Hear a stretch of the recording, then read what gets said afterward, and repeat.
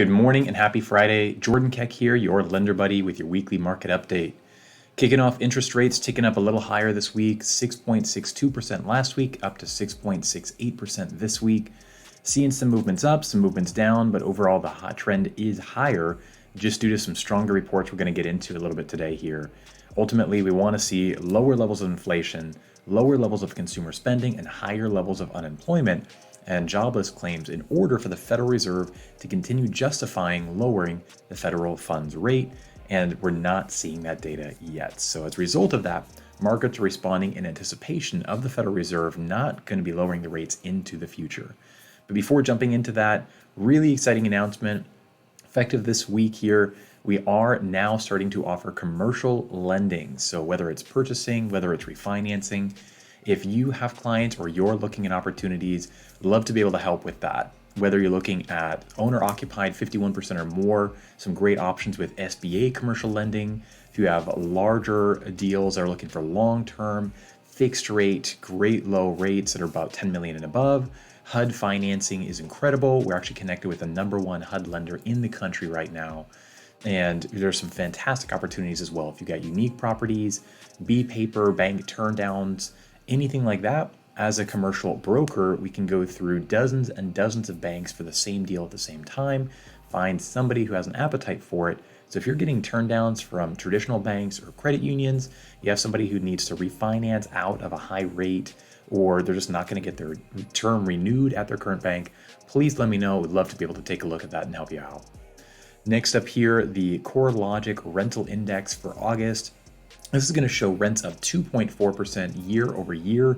This is a reduction from the previous report that we saw 2.8%, showing that rates are still continuing to go up, but just moderating pretty significantly from the highs that we saw a few years ago. CPI and PCE, personal consumption expenditures, and consumer price index inflation reports, they both take into account rents currently showing up 4.85%, nearly double the amounts that we're actually seeing here year over year. And so a big part of that is due to the lag effect. So hopefully over time, that will continually moderate to the reality of where rents are at and lower those inflation numbers for us. Next up, the NAHB housing index. This is essentially judging the optimism of builders throughout the country. That index rose 2 points in October to 43. Anything above 50 signals expansion, anything below 50 signals contraction. So we're still in a pessimistic zone, but gaining ground on getting that break-even point in 50. This is the first improvement in about 6 months, with 50 again being balanced between growth and decline. Within the report, current sales rose 2 points to 47, future expectations rose 4 points to 57, and buyer traffic rose 2 points to 29. Next up, retail sales for the month of September rose 0.4%, a little bit stronger than estimates of 0.3. And within that, the core retail sales, that gets factored into the GDP report, that actually rose 0.7%, which is much hotter than the 0.3% expected.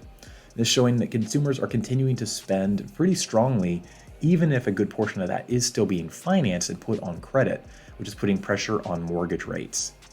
Initial jobless claims fell 19,000 for the week to 241,000 first-time unemployment benefit claims, but this may be distorted quite a bit due to the hurricanes, with people either filing more claims or not being able to file claims as a result of just not being able to get access.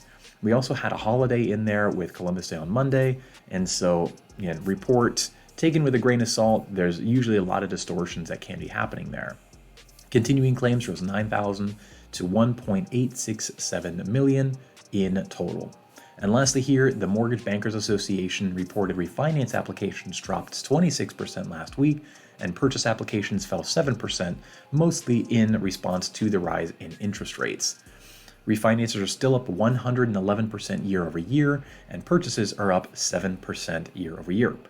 There is speculation that there are many potential buyers who are still on the sidelines, just waiting for the result of the election. It'll be interesting to see once that happens, if that releases some of that built up demand, or if they continue to wait and push down the road for the potential of first-time homebuyer grants, one of the things being talked about. So as always, hopefully this is helpful for you. Hopefully you have a fantastic weekend. We'll see you next time. Take care.